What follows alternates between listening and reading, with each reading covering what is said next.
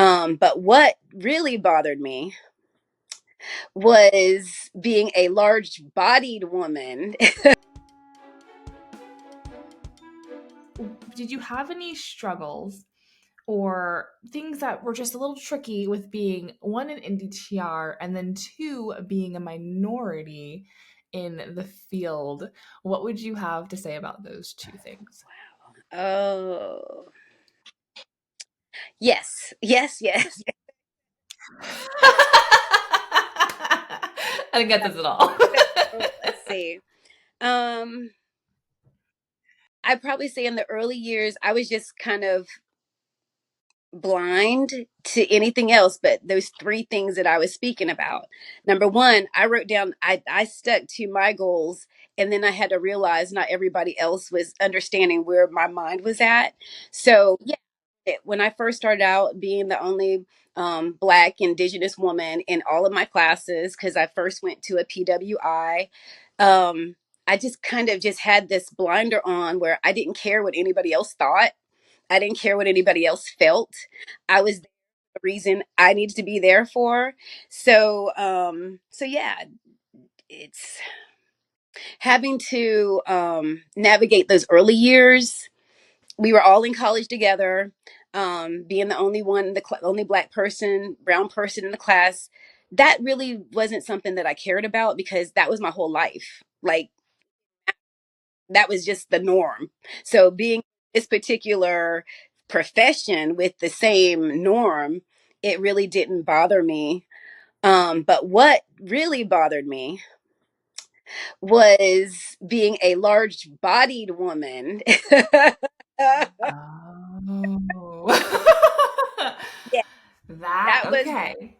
Unpack that for a second. Can we unpack that for a second? okay. Yeah, we can. Yeah. I feel like a lot of people are going to relate to this. So I just want to hear your thoughts. Okay. So before there was a health at every size movement, before there was as much attention drawn to that, I didn't have any other type of mentors to me besides the dietitians in my area before I went to Fancy or anything like that. So I tend to be around dietitians that look like me that had larger bodies. So they weren't the stereotype that that was given, I guess, back then, that you had to be thin, you had to have blonde hair or blue eyes or whatever that stereotype is. I wasn't there and I wasn't there for it. Like that just I didn't care about it. I just knew that the people that I worked with, they had larger bodies. I could do it and I believed them. It was that simple. I didn't have any extra organization to help support me being healthy at any size. I had nothing like that. All I had were dietitians that were larger than me that supported me and guided me. And then I realized, especially when I did an eating disorder rotation, that wasn't even what anything was about. It was about the knowledge that I have to help people in the field of nutrition and dietetics. So when somebody was looking at me with their own myth and their own personal biases and their own stereotype, I had to realize real fast that has nothing to do with me. That has something to do with them. So yeah, the weight stigmas, all of that. It was again, I, at my largest, was about 340, 350 pounds. But this is the thing that I think is key to this whole entire podcast. When I started working with pregnant women and their families, that's the switch from my head that said, oh, one of my clients is a triathlete. I need to be able to keep up with her.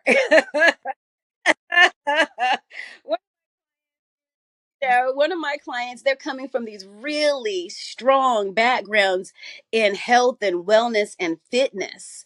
So that was my key of wow. A lot of the healthier moms that I'm working with, they had careers of being into sports. or running or biking or physical activity. So that's when my interest really started getting deeper into the health and wellness of moms before they were pregnant, during their pregnancy, and as a doula, how I could help them and they're helping me. I would have never made that real connection until I was a doula and how healthy some of the moms were that I had to keep up with. You know, we do movement as doulas, right? We help them, you know, walk stairs. We help them, you know, I was going around the track, but now I go to the gym with my clients. I'm at the gym with my doula clients. So it really was one of those things where the weight stigma really kind of kicked in when I became a doula, and I had to really manage myself more and pay attention to my own health. It, like I said, I had to keep up with my clients. So That is that's so on brand for you, Shalonda, because it's like you're in your passion, and when you're in your passion, you're doing what you're supposed to do. Things just fall into place in so many ways, and then just having that the strong community around you, so that you can get to that point where you can. I just it's so So yeah, the encouraging. weight stigma thing, it really became, hey, I need to take care of myself better. So I started working out, I started exercising, and I've been able to keep the weight off for the most part. But yeah, there's something about that pandemic time that I'm just still trying to, Yeah. but